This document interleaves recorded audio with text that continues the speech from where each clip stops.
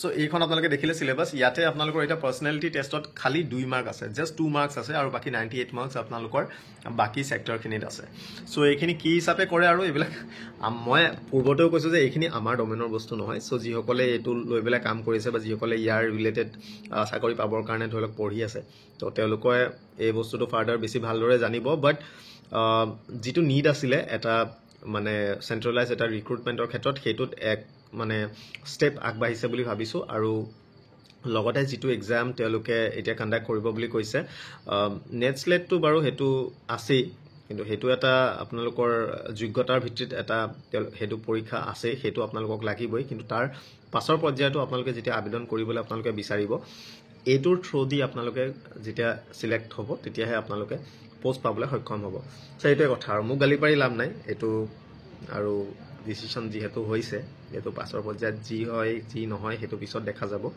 বাট এতিয়া মিন হোৱাইল বস্তুটো এনেকৈ হ'ব থ্যাংক ইউ